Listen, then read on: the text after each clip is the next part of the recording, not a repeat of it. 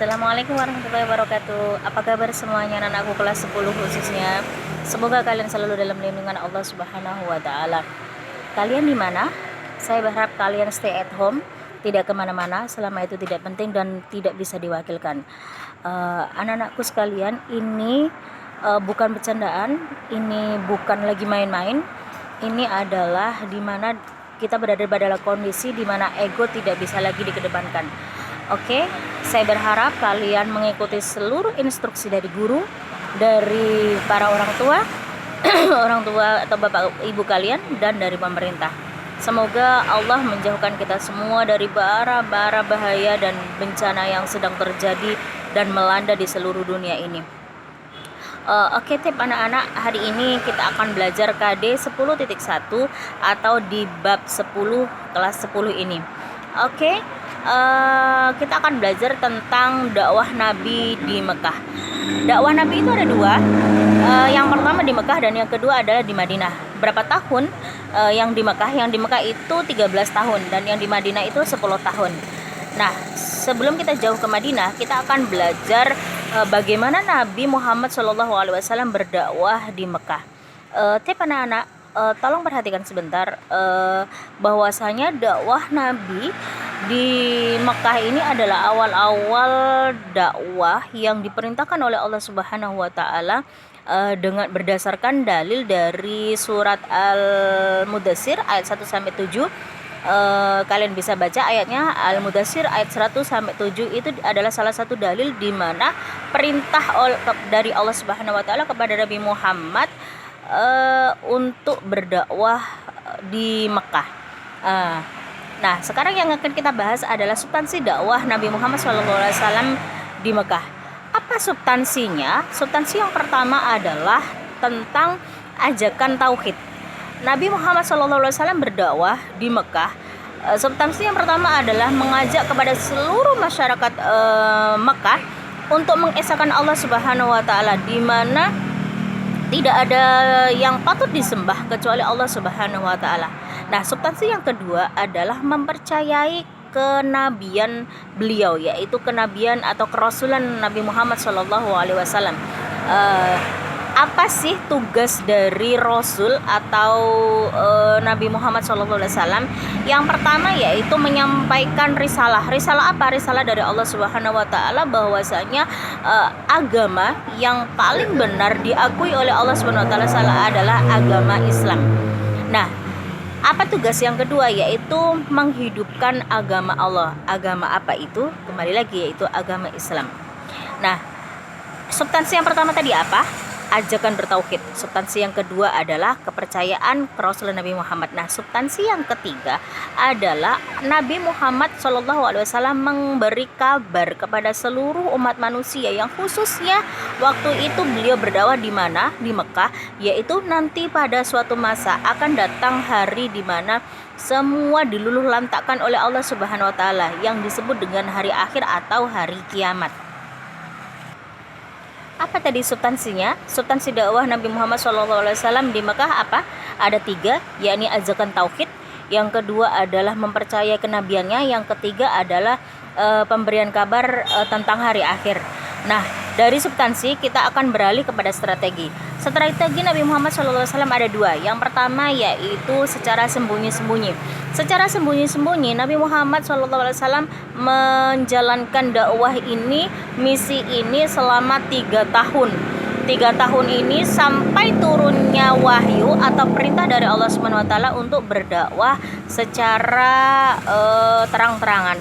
Nah, dari strategi dakwah Nabi Muhammad SAW yang secara sembunyi-sembunyi ini, maka tercetuslah istilah as-sabiqunal awalun. Siapakah as-sabiqunal awalun itu? As-sabiqunal awalun adalah orang-orang yang pertama kali masuk Islam, di mana Nabi pertama kali berdakwah, kemudian beliau-beliau ini yang langsung percaya bahwasanya apa yang disampaikan oleh Nabi Muhammad adalah benar adanya. Siapakah mereka? Siapakah yang disebut as-sabiqunal awalun? Yang pertama adalah Sayyidah Khadijah. Siapakah Khadijah? Kita sudah tahu semua bahwasanya Khadijah adalah istri pertama Nabi Muhammad SAW. Yang kedua adalah Zaid bin Harithah. Zaid bin Harithah ini adalah pembantu atau salah satu budak dari Nabi Muhammad SAW. Yang ketiga adalah Ali bin Abi Thalib. Ali bin Abi Thalib ini adalah keponakan dan atau menantu, keponakan plus menantu, karena Ali bin Abi Thalib ini nantinya yang akan menikah dengan salah satu putri kesayangan dari Nabi Muhammad, yaitu Sayyidah Fatimah Az-Zahra. Nah, as-sabiqun al-awwalun atau orang-orang yang pertama kali masuk Islam yang keempat adalah Abu Bakar As-Siddiq. Siapakah Abu Bakar? Abu Bakar adalah salah satu yang kemudian di lain waktu akan disebut sebagai Khulafaur Rasyidin, dan plus beliau adalah bapak mertua dari Nabi Muhammad SAW. Kok bisa? Iya, karena Sayyiduna Abu Bakar As-Siddiq ini adalah bapak dari Sayyidah Aisyah yang nantinya akan menikah dengan Nabi Muhammad SAW. Nah, berhasilkah Nabi Muhammad SAW berdakwah di Mekah? Tentu saja berhasil. Kenapa? Alasannya apa? Alasannya adalah tidak lain dan tidak bukan karena sifat-sifat Nabi Muhammad SAW, yaitu akhlak mulia dari Nabi kita Nabi Muhammad SAW. Beliau adalah tokoh atau sosok yang sangat pemberani. Yang kedua adalah yang tawadu. Apa itu tawadu? Tawadu adalah rendah hati yang luar biasa. Kemudian beliau adalah sosok yang fasih dalam berbicara. Kemudian beliau juga sosok yang selaras baik ucapan maupun perbuatannya. Kemudian salah satu akhlak Rasulullah adalah lemah lembut di dalam berdakwah, kemudian cerdas dan sempurna akal pribadinya. Nah, dari sini karena akhlak-akhlak Rasulullah yang subhanallah ini, maka beliau berhasil menaklukkan kota Mekah, berhasil berdakwah baik secara sembunyi-sembunyi atau secara terang-terangan di Mekah, yang kemudian semakin hari semakin banyak orang yang berbondong-bondong untuk masuk Islam. Apakah kemudian tidak ada tekanan dari pihak kafir Quraisy? Oh, tentu saja sangat luar biasa yang dihadapi Nabi Muhammad SAW di Mekah ini, karena di Mekah ini adalah awal tonggak perjuangan Nabi Muhammad SAW, di mana dia diangkat menjadi Nabi dan Rasul ini di Mekah. Nah, oleh sebab itu dari semua perjalanan dakwah Nabi Muhammad, tantangan terbesar sebenarnya berada di Mekah ini. Apakah Nabi Muhammad kemudian terus patah semangat? Tidak. Nabi Muhammad bahkan semakin bersemangat untuk berdakwah di mana-mana. Meskipun dia mau dibunuh, meskipun keluarganya diancam, meskipun rumahnya dilempari batu, meskipun beliau hendak dibunuh di dalam Mekah, di dalam Ka'bah, semua beliau lalui dengan tabah dan semakin kuat bersama pengikut-pengikut beliau untuk berdakwah syiar agama Islam agar semakin meluas.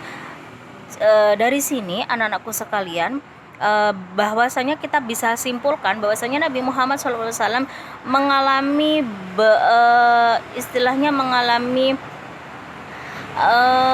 mengalami gangguan yang luar biasa, tapi beliau mengisyaratkan kepada kita dengan kegigihan, dengan keteladanan, dengan kesungguh-sungguhan, dengan tawakal yang luar biasa kepada Allah Subhanahu wa taala, maka panji-panji agama Islam tertegakkan di bumi Arab. Dan kita tahu sampai hari ini mayoritas agama Islam sudah membumi di seluruh belahan dunia. Oke anak-anak, sampai di sini dulu penjelasan saya di KD 10.1 ini. Nah, sekarang tugas kalian adalah apa tugasnya? Saya tidak akan menyuruh kalian untuk merangkum apa yang sudah saya jelaskan atau menjawab pertanyaan-pertanyaan yang akan saya berikan, tidak. Tapi tugas kalian adalah buat sebuah video di mana kalian meminta maaf kepada bapak dan ibu kalian. Saya ulangi lagi, sekali lagi, tugas PAI bukan merangkum, bukan menjawab pertanyaan, tapi buatlah video di mana isinya kalian meminta maaf kepada bapak dan ibu kalian secara tulus. Oke? Pasti ada pertanyaan, gimana kalau bapaknya nggak ada, gimana kalau ibunya nggak ada. Saya berharap dengan situasi seperti ini, situasi kekeluargaan akan semakin kuat, apalagi kalau kalian mau saling memaafkan. Saya ulangi lagi, tugas Pai adalah membuat video yang isinya adalah kalian meminta maaf kepada bapak dan ibu kalian masing-masing. Kemudian videonya silahkan kirim ke nomor pribadi saya. Terima kasih. Wassalamualaikum warahmatullahi wabarakatuh.